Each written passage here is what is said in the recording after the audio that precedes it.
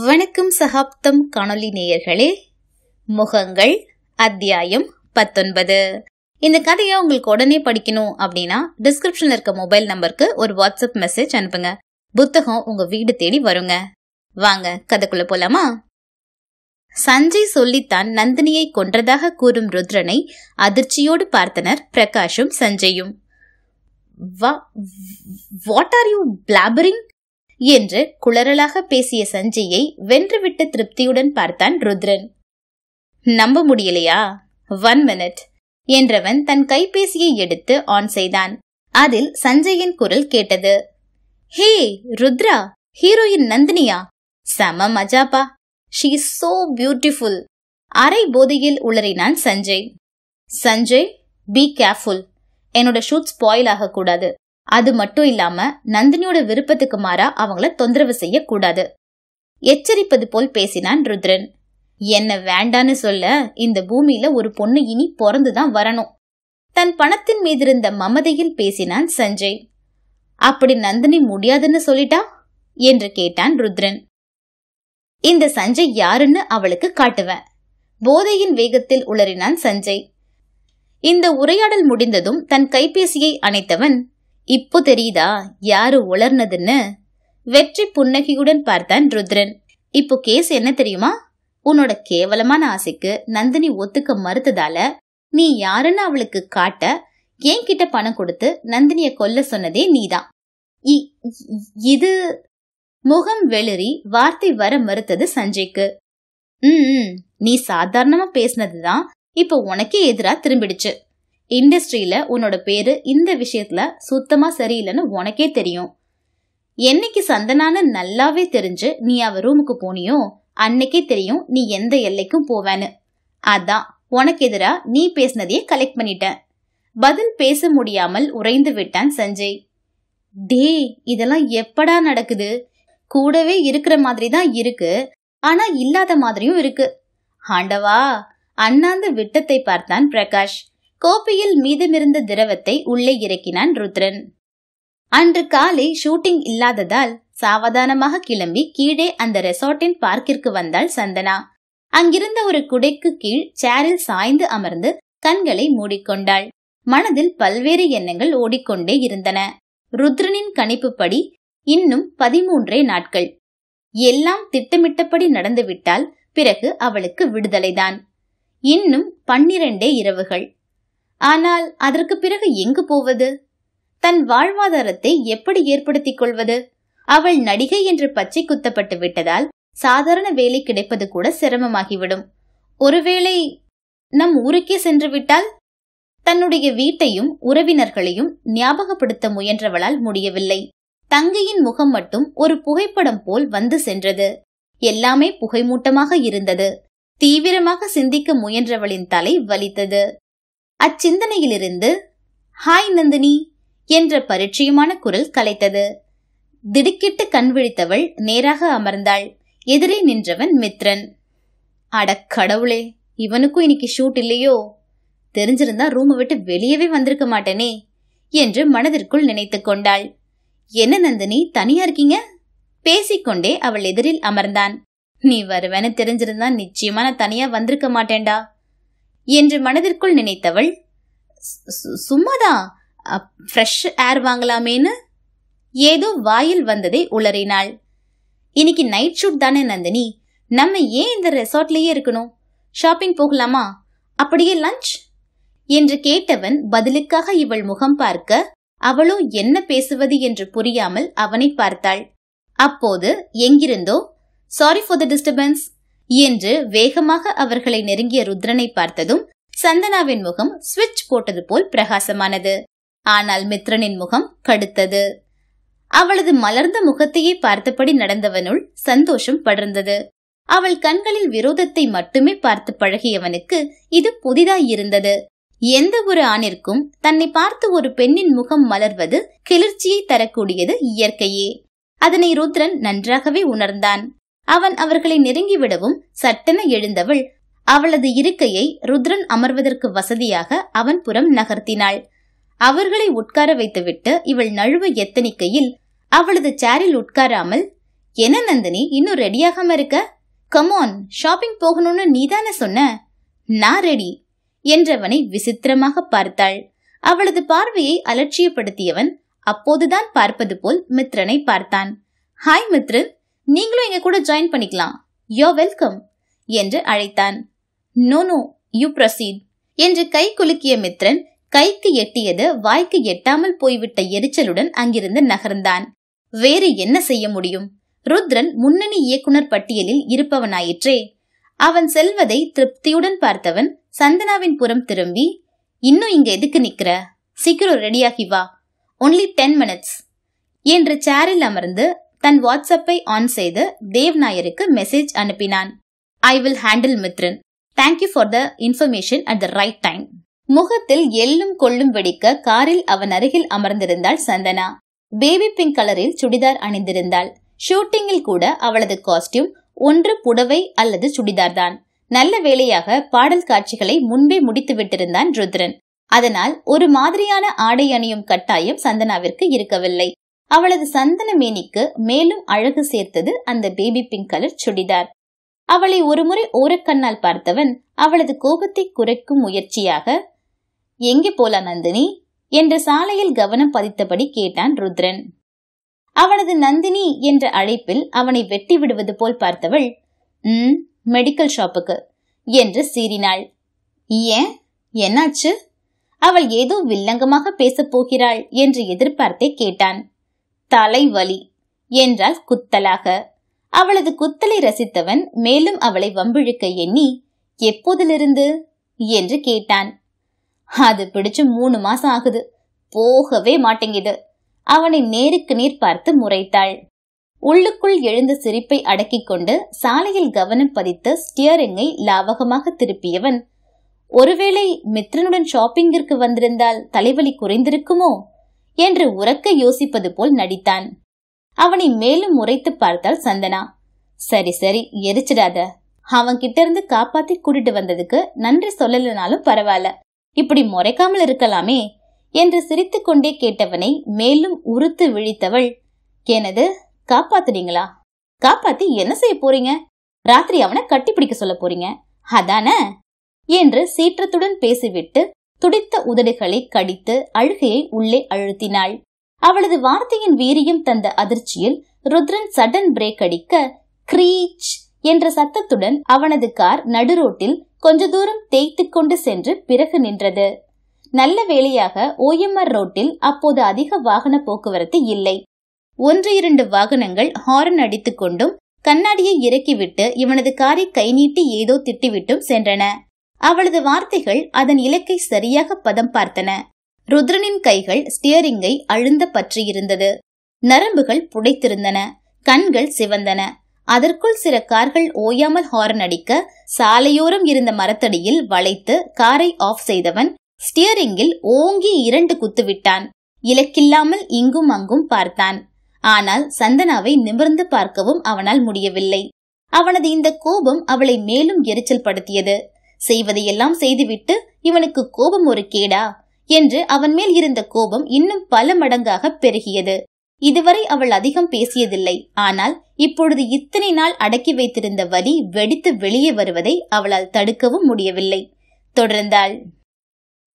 அவனாவது தனியா கட்டிப்பிடிக்க கூப்பிடுறான், ஆனா நீ அதை விட கேவலமா எல்லார் முன்னாடியும் கத்து கொடுக்கறன்னு கட்டிப்பிடிப்ப. அதுக்கும் மேல அவன் கட்டிப்பிடிக்கிறத பக்கத்திலேயே சீட்டை பிடிச்சுக்கிட்டு ரசிச்சு வேற பாப்ப. அருவருப்புடன் ஒருமையில் பேசியவளது பார்வை அவனது இறுகிய முகத்தில் நிலைத்திருந்தது. அவனது கோபம், இயலாமை, எதுவும் பேச முடியாமல் அவன் தவிக்கும் தவிப்பை பார்க்க பார்க்க அவள் மனதில் ஒரு குரூரமான நிம்மதி எழுவதை அவளால் தடுக்க முடியவில்லை. அவனை மேலும் வலிக்க வைக்க, அந்த ஷீட்டுக்கு பதிலா வழக்க பிடிச்சிங்கன்னா இன்னும் பொருத்தமா இருக்கும் என்றாள் குத்தலாக. அவள் முடிப்பதற்குள் ஷட் அப், எனஃப் கிட்டத்தட்ட கத்தினான். அவனது கத்தல் அவளுக்கு ஒருவித திருப்தியை கொடுத்தது. வலிக்கட்டும், நன்றாக வலிக்கட்டும், இப்படி நினைத்தாலே தவிர அவளை நினைத்தே அவளது கண்கள் கலங்கின. இப்படி வந்து இந்த நயவஞ்சகர்களிடம் மாட்டிக்கொள்வாள் என்று அவள் நினைத்து கூட பார்க்கவில்லையே. பஸ்ஸில் யாராவது இடித்தால் கூட ஒதுங்கி நிற்பவளை சொல்லித் தருகிறேன் என்று ஒருவனும் மோசமான நோக்குடன் ஒருவனும் நெருங்குகையில் எதுவும் செய்ய முடியாத நிலையில் அவள் மனம் தவியாய் தவிக்கிறதே. கோர்த்திருந்த கைகளில் பார்வையை பதித்தபடி தலை கவிழ்ந்திருந்தாள். நெஞ்சை அடைத்துக்கொண்டு வெளிவர துடித்த துக்கத்தை உள்ளே விழுங்க முயற்சி செய்தாள். ருத்ரனோ கோபத்தின் உச்சியில் இருந்தான். சந்தனாவின் மீது அல்ல, அவன் மீதே அவனுக்கு அளவில்லா கோபம் எழுந்தது. தன்னை சமணப்படுத்திக் கொள்ள பல நிமிடம் பிடித்தது. கைமுஷ்டி இறுக ஸ்டியரிங்கில் மீண்டும் இருமுறை ஓங்கி அடித்தான். மூச்சுக்காற்றை வேகமாக உள்ளிருத்து நிதானமாக வெளியேற்ற முயற்சி செய்தான். கண்கள் மட்டுமல்ல, முகம் முழுவதும் சிவந்துவிட்டது. விளக்கு பிடிச்சா இன்னும் பொருத்தமா இருக்கும்.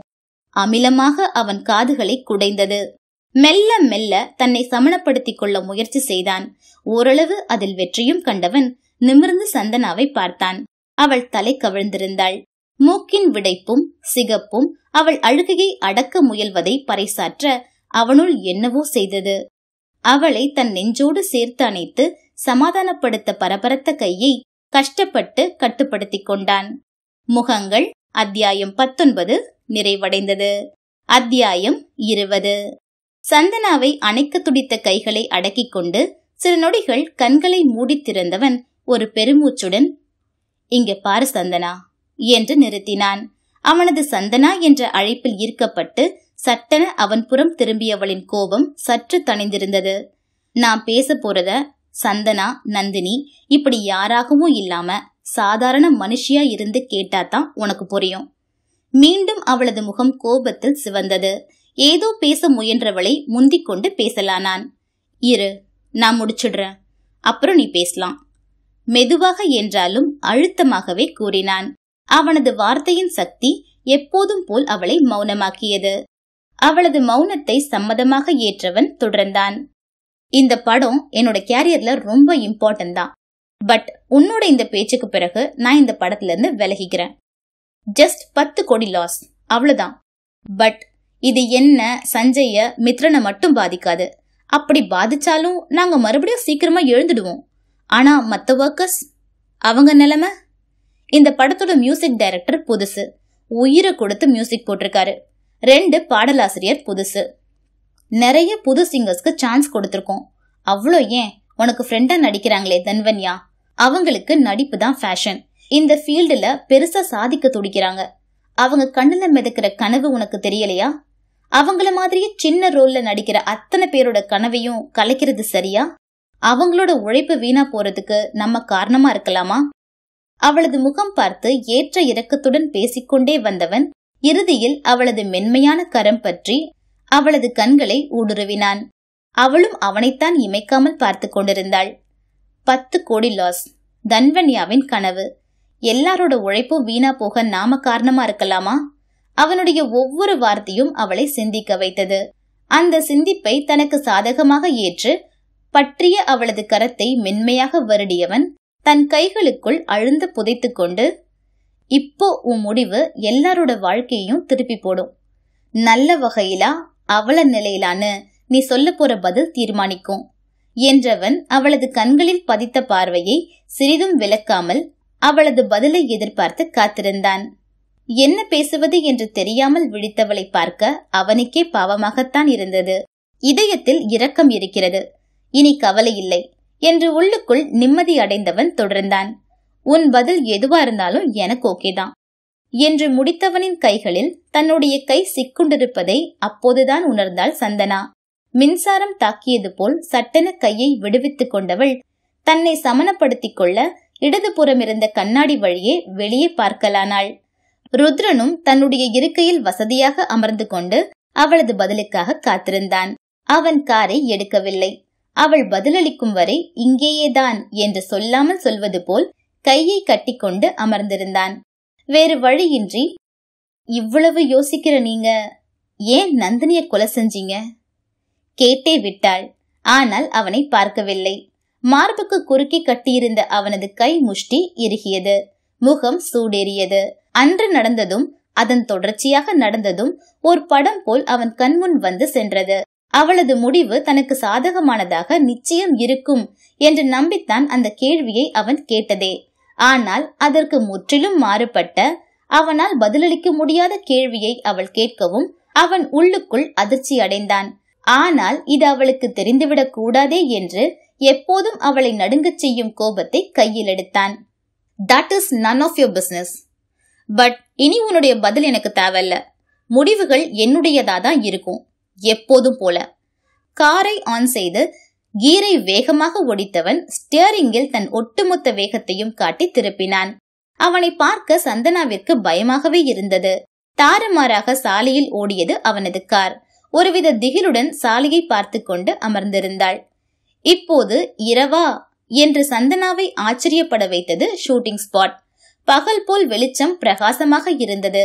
ஷாட் எடுக்கும் பொழுது மட்டும் பெரும்பாலான விளக்குகள் அணைக்கப்பட்டு சில மட்டுமே எரிந்தன. ஆங்காங்கே வேலை செய்பவர்கள் படு பிஸியாக இருந்தார்கள். செட்டில் ஏதோ கோளாறு என்று எல்லோரும் அதில் கவனம் செலுத்திக் கொண்டிருந்தனர். எப்போதும் நைட் ஷூட் இருந்தால் பகலில் எல்லோரையும் ஓய்வெடுக்க சொல்லிவிடுவான் ருத்ரன். ஆனால் இன்று மித்ரன் செய்த கோமாளித்தனத்தால் தன் நேரமும் விரயம். மதியத்திற்கு மேல் தூங்க முயன்றவனால் தூங்கவும் முடியவில்லை. காப்பாத்தி என்ன பண்ண போறீங்க? விளக்கு புடிச்சா பொருத்தமா இருக்கும். நந்தினிய ஏன் கொன்னீங்க? அவளது குரல் அவனது செவியை விட்டு அகலவே இல்லை. அவனுள் கோபம், வெறி, எரிச்சல் என அனைத்து உணர்வுகளும் கலந்திருந்தது. ஸ்கிரிப்ட் சொல்லித்தரும் தீனாவை அழைத்து ஃபர்ஸ்ட் ஃபிக்ஸ் பண்ண ஸ்கிரிப்ட் அண்ட் சீன்ஸையே போட்டுக்கோ என்று சொல்லி அனுப்பினான். அவன் அருகில் இருந்த பிரகாஷோ, டேய், இறுக்கமா கட்டிப்பிடிக்கிற சீன் வேண்டான்னு நீதனடா மாத்துன என்றான். இப்போவும் நான் தான் மாத்திருக்கேன். உனக்கு ஏதா பிரச்சனையா? சாதாரணமாக பேச முயன்றும் அவனால் முடியவில்லை. அவங்க மேல என்னடா கோவம்? அவங்களால இதெல்லாம் முடியாதுடா, பாவோண்டா. பிரகாஷ் பேசிக் கொண்டிருக்கும் போதே, shut up, do what I say, எனக்கு பாடம் எடுக்கிற வேலைலாம் வேண்டாம் என்ற கோபத்தில் தீயை கக்கினான். ஹவுசிங் போர்டு போல் செட் போடப்பட்டிருந்தது. கதாநாயகனும் கதாநாயகியும் அங்கேதான் நடு இரவில் சந்திக்கிறார்கள். கதாநாயகி தைரியமானவள். அவள் ஒரு அனாதை பெண்ணை பலாத்காரத்திலிருந்து காப்பாற்றுவாள். அப்படி காப்பாற்றுகையில் ரவுடிகள் கதாநாயகியை துரத்த அவள் ஓட செல்போன் வழியாக கதாநாயகனுக்கு தகவல் கொடுத்து விடுவாள். அவன் அவளை தேட இவள் அவனிடம் ஓடிவிட துடிக்க, அப்போது இருவரும் சந்தித்தால் என்ன ஆகும்? இந்த காட்சிதான் அன்றைய படப்பிடிப்பு. பலாத்காரத்தை தடுப்பது, ரவுடிகளிடமிருந்து தப்பித்து ஓடுவது, இது எல்லாமே ருத்ரன் எப்படி சொல்கிறானோ அப்படியே நடித்தாள். பல காட்சிகளை அவள் சர்வசாதாரணமாக ஒரே டேக்கில் முடித்து விட்டதை எண்ணி ருத்ர பிரதாப்பே அதிசயித்தான். ஆனால் அதனை வெளிப்படுத்திக் கொள்ளவில்லை. தான் நினைத்தது போல் காட்சிகள் சரியாக வருவதை நினைத்து உள்ளுக்குள் சந்தோஷப்பட்டவன் வெளியே இறுக்கமாகவே இருந்தான். அவ்வப்போது அவள் அவனது முகத்தை பார்த்தாள். அங்கே பாறாங்கல் தான் இருந்தது. அப்படி ஒரு இறுக்கத்துடன் வளைய வந்தான் ருத்ரன். அன்றைய ஷூட் முழுவதும் பிரகாஷிற்கே சரமாரியாக திட்டு விழுந்தது. மற்ற ஊழியர்கள் அவனை நெருங்கவும் பயந்தார்கள், மித்ரன் உட்பட. இறுதியில் சற்று நெருக்கமான காட்சியின் படப்பிடிப்பு மட்டுமே மிச்சமிருந்தது. அப்படித்தான் யோசித்திருந்தானா, அல்லது இவளுக்காக கடைசியில் மாற்றி வைத்தானா என்பது அவனுக்கே வெளிச்சம். தள்ளி போடலாமே தவிர தவிர்க்க முடியாதே. காலை மணி 3.